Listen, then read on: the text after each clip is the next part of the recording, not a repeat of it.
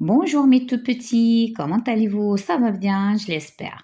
La séance d'aujourd'hui sera consacrée à la lecture et notre texte intitulé Poésie Haï.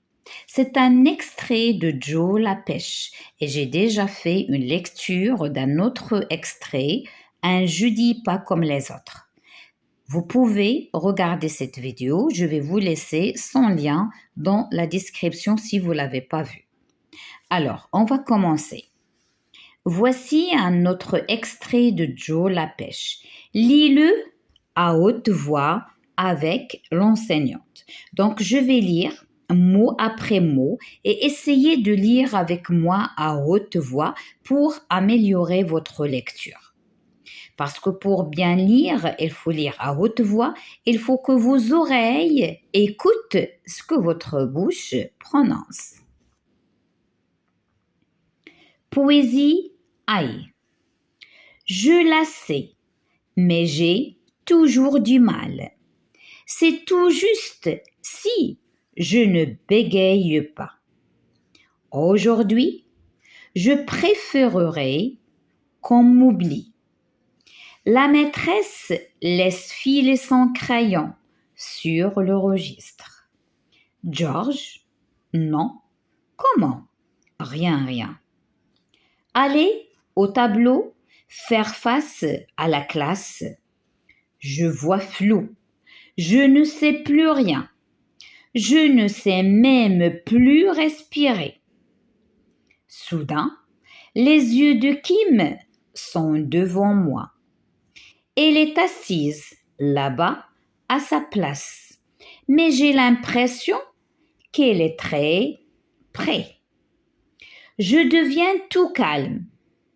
Le corbeau et le renard coulent tout seuls. Je mets même le ton comme si je lui racontais une histoire. Et je sais qu'elle écoute. Ses yeux noirs s'agrandissent. Voilà le dernier vers. Le nom de l'auteur, c'est fini. Un grand silence dans la classe. La maîtresse a l'air stupéfait. J'ai dû dire une bêtise sans m'en rendre compte. Sauter la moitié du texte. Mais non. Pourtant, je suis sûre que tout s'enchaînait bien. George, vraiment bravo. On se serait cru au théâtre. Tu n'as jamais si bien récité une poésie. Françoise Legendre, Claire Legrand, Joe la pêche, Père Castor au Flammarion, 2006. Alors là, ce sont les auteurs. Là, c'est d'où elle est extrait. Ça, c'est la collection. Et là, c'est la date. Je vais relire encore une fois, mais cette fois-ci un peu accéléré que la première phase. Poésie Haï. Je la sais, mais j'ai toujours du mal. C'est tout juste si je ne bégaye pas. Aujourd'hui, je préférerais qu'on m'oublie. La maîtresse laisse filer son crayon sur le registre. George? Non. Comment? Rien. Aller au tableau, faire face à la classe, je vois flou, je ne sais plus rien, je ne sais même plus respirer. Soudain, les yeux de Kim sont devant moi. Elle est assise là-bas à sa place, mais j'ai l'impression qu'elle est très près. Je deviens tout calme. Le corbeau et le renard coulent tout seuls. Je mets même le ton comme si je lui racontais une histoire. Et je sais qu'elle écoute. Ses yeux noirs s'agrandissent. Voilà le dernier vers. Le nom de l'auteur. C'est fini. Un grand silence dans la classe. La maîtresse a l'air stupéfait. J'ai dû dire une bêtise sans m'en rendre compte, sauter la moitié du texte. Mais non, pourtant, je suis sûre que tout s'enchaînait bien. George, vraiment bravo. On se sait cru au théâtre. Tu n'as jamais si bien récité une poésie. Alors, comme vous voyez, là, Joe la pêche, il est passé au tableau pour réciter sa poésie. Sa poésie intitulée Le corbeau et le renard, c'est une fable, d'accord? Et pour la première fois, elle a bien récité, même s'il a hésité, c'est la peur au début. Il bégaye. Qu'est-ce que ça veut dire bégayer? C'est-à-dire, il ne sait pas bien articuler, il bredouille, il prononce mal ses mots. C'est pour cela qu'il a dit, j'ai toujours du mal. Je la sais, mais j'ai toujours du mal. C'est-à-dire, lui, il a appris sa poésie, il la connaît par cœur, mais malheureusement, le pauvre, il bégaye, il n'articule pas bien. C'est ça qu'il rate sa récitation. Mais aujourd'hui, même la peur, il a affronté sa peur, d'accord? Il a dit que même la vision, elle est devenue pour lui floue, d'accord? Il a du mal à respirer, mais pourtant, il a bien respiré, il a bien récité. Pourquoi? Parce qu'il a vu sa copine en classe devant, donc il a repris son calme et après, il a récité et tout ça coule très bien. Et la classe, c'est pour la première fois, il l'écoute, donc tout est calme, il l'écoute, d'accord, toute la classe écoute sa récitation. La maîtresse, elle est stupéfaite, c'est-à-dire, elle a bien aimé. Hein, d'accord, elle est surprise par la récitation de Joe pour sa première fois. Lui, au début, il a dit, est-ce que j'ai dit bien ou bien mal? Il ne sait pas exactement. Il a du doute. Il dit, je crois que j'ai sauté des lignes, des vers, mais au fond de lui, il sait qu'elle a bien récité. Mais à la fin, la maîtresse l'a félicité et lui a dit, vraiment, bravo, on se serait cru au théâtre. C'est-à-dire, il a récité sa poésie d'une façon théâtrale, elle a bien aimé et il lui a dit, tu n'as jamais si bien récité une poésie. Alors maintenant, on va passer aux questions. Écrire, observe cette couverture du livre et décris-la en répondant aux questions par des phrases. Alors regardez, ça c'est la couverture du livre, hein. C'est la couverture, la première de couverture, parce que la couverture des livres, il y a la première page et la quatrième page qui sont intéressantes. Alors là, vous voyez, il y a un arbre.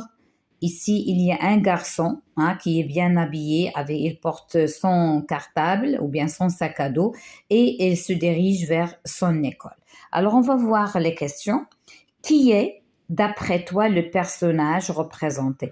Alors, qui est? C'est Joe la pêche. D'accord? C'est ce qu'on va écrire. Donc, le personnage, et comme vous m'avez dit, il faut que j'écris un peu gros.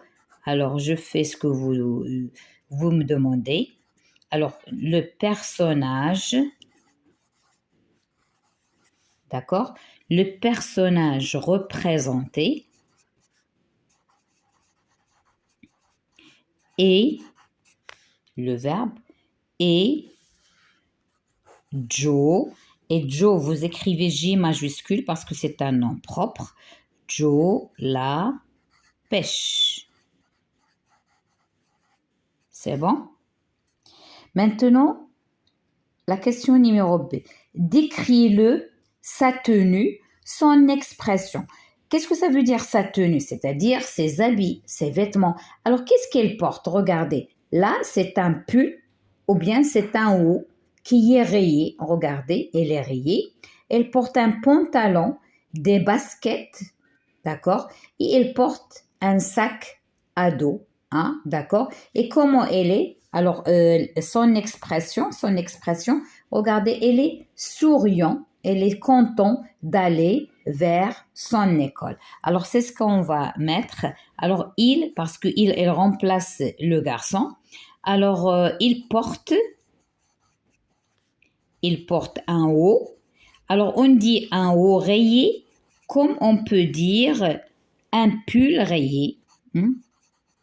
Un pull avec 2 L. Un pull rayé. Ça ou ça, hein, c'est la même chose. Hein. Un haut rayé, comme on peut dire un pull rayé, d'accord? Virgule. Un pantalon.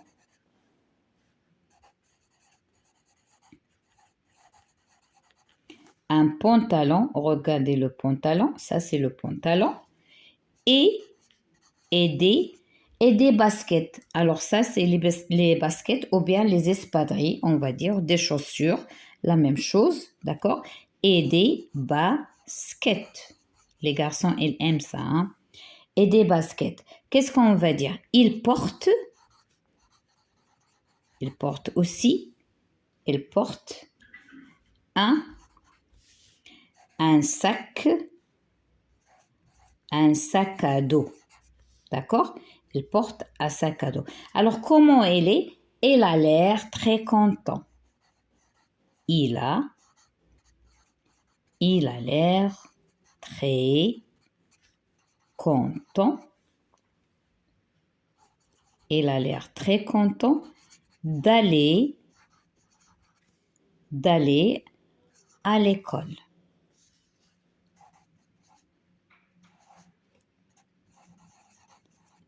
D'aller à l'école, d'accord? Elle a l'air très content d'aller à l'école. La question numéro C, quel lien peux-tu faire entre son expression et son nom? Alors, comment il s'appelle? Il s'appelle Joe. Et lui, il a l'air content. Le synonyme du mot content, c'est joyeux. Et joyeux, c'est Joe. Hein? D'accord, on va prendre la syllabe Joe qui signifie joyeux. Donc, on va dire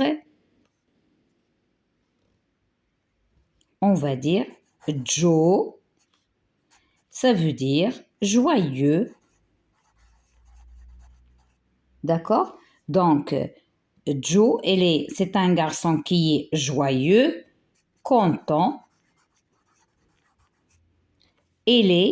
On va dire, il est de bonne humeur. Il est de bonne humeur. C'est la même chose. Hein? Il est de bonne humeur. Il a l'air très, très content. Et lorsqu'on dit content, on dit joyeux. Alors, mes chers, je vais arrêter là pour ne pas vous faire une vidéo qui est assez lente, ou bien assez longue, pardon, assez grande, ou bien longue. À la séance prochaine, Inch'Allah. À bientôt.